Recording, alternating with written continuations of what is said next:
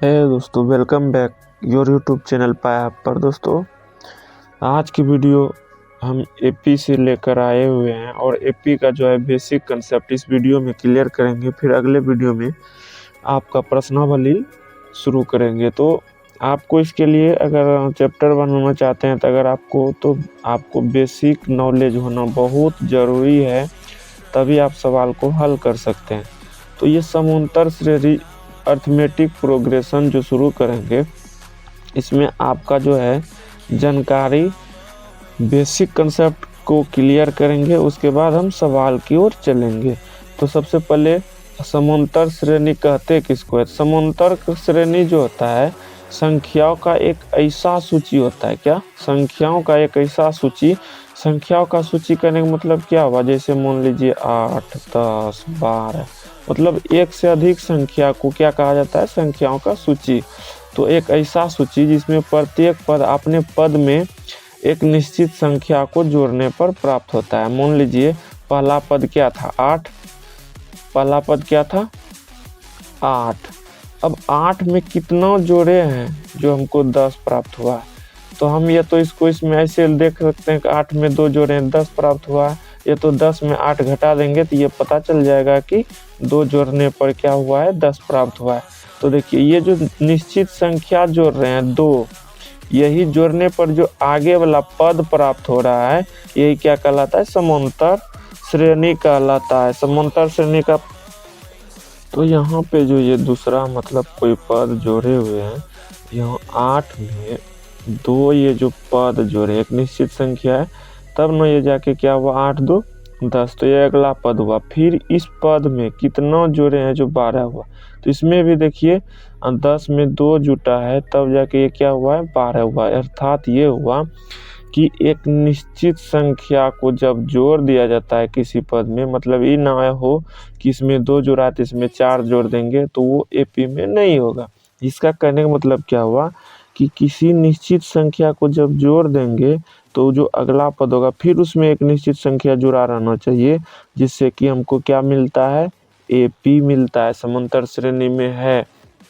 अब यहाँ पे जो है कि मान लीजिए कोई संख्या शुरू वाला पद प्रथम पद, क्या प्रथम पद, प्रथम पद क्या है? मान लीजिए प्रथम पद मेरा 8 है। अब इसमें एक एपी बनाना है। अब हम मान लीजिए इसमें पहला प्रथम पद ये हुआ, तो इसमें अब अगला पद निकालने के लिए हम 4 जोड़ते जाएंगे। तो 8 4 12, फिर 12 में भी 4 जोड़ेंगे तो 16, 16 में भी 4 जोड़ेंगे तो 20। इसी प्रकार ये क्या चलते रहेगा? कहाँ तक? अनफिनिट, मतलब अनलिमिटेड, जहाँ तक जा सकते हैं।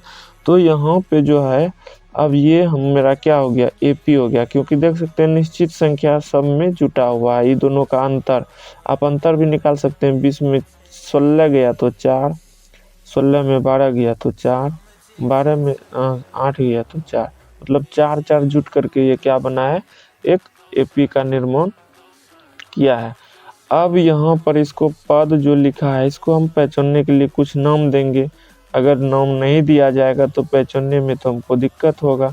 इसलिए जो शुरू में लिखा रहता है, याद रखिएगा, उसको A2 बोला जाता है। उसके बाद जो लिखा रहता है उसको ए मतलब शुरू में जो रहता है उसको A1, उसके बाद A2, उसके बाद जो आगे रहेगा A3, और जो आगे उसके भी आगे रहेगा उसके बाद A4।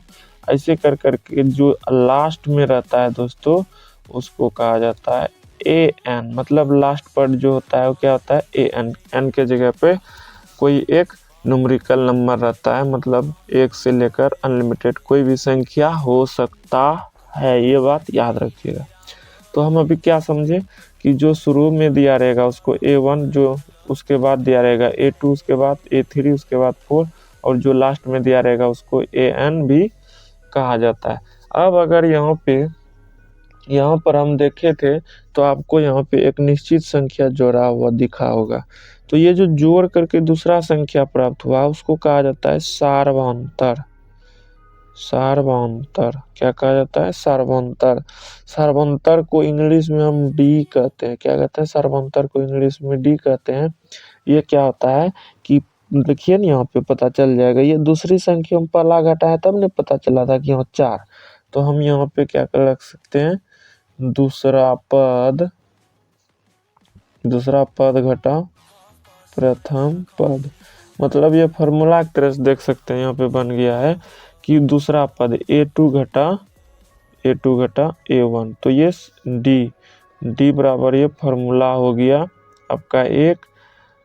d बराबर क्या हो गया कि दूसरा में घटाए थे पहला, तो a2 घटा a1 ये हो गया आपका। उसके बाद अगर हमको a2 निकालना हो, a1 दिया हो पहला पद और d दिया हो, तो क्या होगा a1 प्लस d। जैसे यहाँ पे a मतलब हमको एक संख्या दे देगा, उदाहरण की 8 दिया है और d का मान 4 दिया, तो अगला पद ज्ञात करो। तो अगला पद 12 ज्ञात करने के लिए, a2 ज्ञात करने के लिए फॉर्मूला का यूज क्या हो जाएगा, a1 प्लस d। तो ये हो गया आपका दूसरा फॉर्मूला, a1 प्लस d।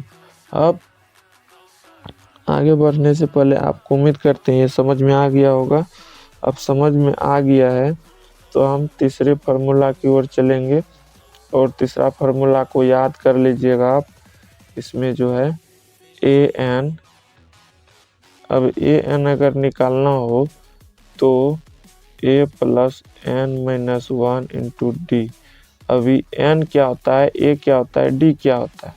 अब देखिए एक को हम बोलेंगे प्रथम पद, ये क्या होता है प्रथम पद, ये क्या होता है प्रथम पद। अभी n का यूज हुआ है, तो n क्या होता है, तो n होता है पदों की संख्या। जब सवाल हम बतलाने लगेंगे तो आपको खुद वहाँ पता चल जाएगा पदों की संख्या।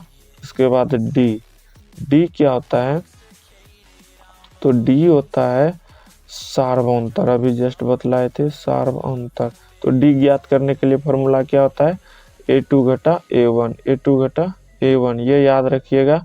जब d निकल जाएगा तब ये फॉर्मूला का यूज होगा। तो आगे हम आगे वाला वीडियो में इसका सवाल पर चलेंगे। तो आज उम्मीद करते हैं कि आपको समझ में आया होगा। समझ में आया तो वीडियो को लाइक करें, शेयर करें। मिलते हैं नेक्स्ट वीडियो में। जय हिंद।